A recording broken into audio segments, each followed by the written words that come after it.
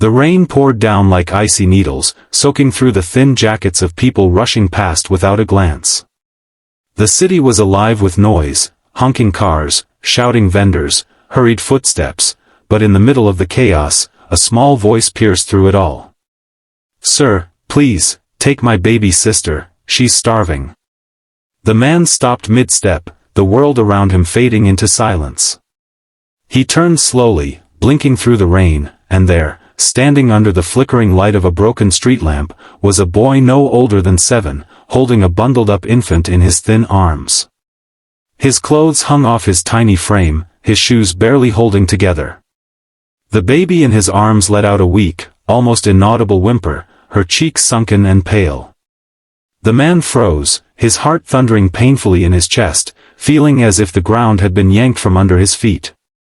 His name was Michael Carter. A successful entrepreneur known for his sharp instincts and no-nonsense attitude. He built his empire from scratch, priding himself on being logical, unemotional, focused. But at that moment, none of his business acumen mattered. His instincts didn't guide him, his heart did.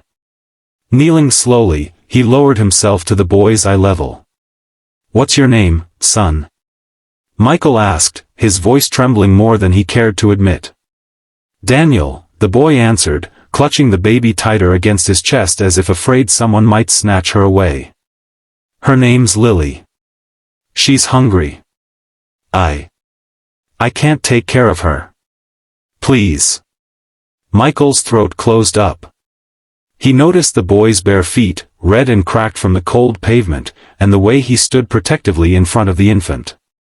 Without hesitation, Michael shrugged off his expensive coat and wrapped it around the children. "Come with me," he said softly, holding out his hand. Daniel hesitated, wide, wary eyes searching Michael's face for any sign of danger. Finally, he nodded, too weak to argue. Michael scooped the boy and the baby into his arms, feeling the sharp bones beneath their skin. They weighed nothing. Inside his car, Michael blasted the heat, cradling Lily against his chest while Daniel sat beside him, dazed, his head lolling forward with exhaustion. Michael drove straight to the nearest hospital, running every red light without a second thought. The next hours blurred into a frenzy, doctors rushing them into emergency care, nurses asking rapid-fire questions, forms shoved into his hands. Daniel needed treatment for malnutrition, dehydration, and exposure. Lily's situation was even worse. She was dangerously underweight, her little body battling pneumonia. Sitting in the stark white hallway, Michael's mind spun. How had this happened?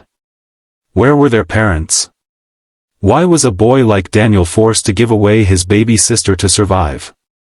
When Daniel finally woke up, he told Michael everything. Their mother had died 2 years ago from an untreated illness. Their father, devastated and drowning in grief, turned to alcohol and eventually disappeared one night, leaving them alone in their crumbling apartment. Daniel had tried everything, begging, doing odd jobs, even rummaging through trash cans. But with the harsh winter closing in, he couldn't keep Lily warm or fed anymore. "I thought, if someone kind took her, she'd live," Daniel whispered, staring down at his hands. "I can go hungry, but she's just a baby."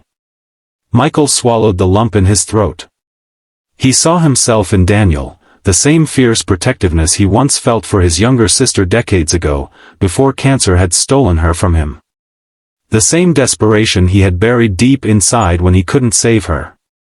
That night, standing by the hospital window as the city lights blurred with tears he refused to shed, Michael made a decision. Not the logical, business-driven decision he would have made before, but the kind born from the depths of the heart. He would not let these children slip through the cracks.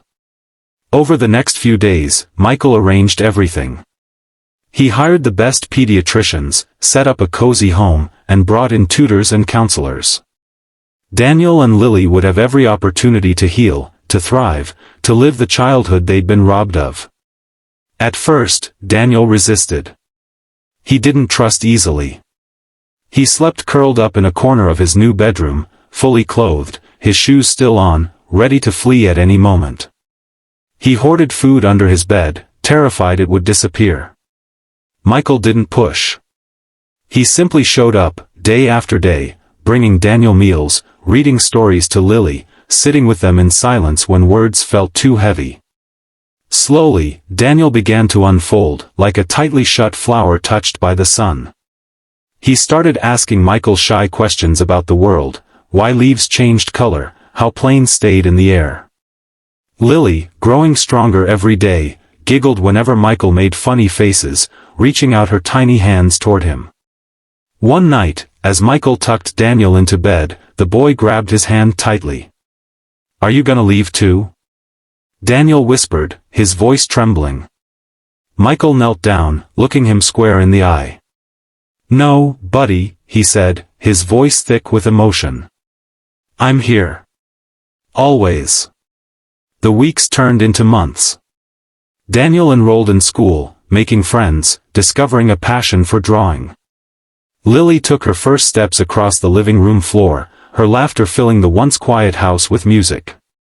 Michael, once a man obsessed with profit margins and quarterly goals, found himself building Lego castles, attending school plays, and burning grilled cheese sandwiches. His world, once so calculated, now spun on the unpredictable, beautiful axis of love. One crisp spring afternoon, Michael took Daniel and Lily to the park. Watching Daniel race across the grass, his hair flying, and Lily toddling after him with a squeal, Michael felt a peace he hadn't known in years. A woman sitting nearby struck up a conversation with Michael, commenting on how much the children looked like him. "They're mine," he said without hesitation, smiling. "Not by blood, but by heart." Years later, when Daniel stood tall in a cap and gown, valedictorian of his class, he looked out over the crowd until he found Michael's face. "This is for you," Daniel said into the microphone, his voice steady. "For the man who stopped when no one else did. For the man who didn't just save our lives, he gave us one." The audience erupted into applause, but Michael sat frozen, just as he had the night he first heard Daniel's small voice through the rain. "Sir, please take my baby sister." That voice had shattered his world, but it had also rebuilt it, piece by piece, into something stronger, something more beautiful. Michael learned that sometimes, the greatest investments aren't measured in dollars or fame, but in the quiet, steadfast acts of love that change the course of a life forever. And maybe, just maybe, when you take a chance on love, you save yourself too.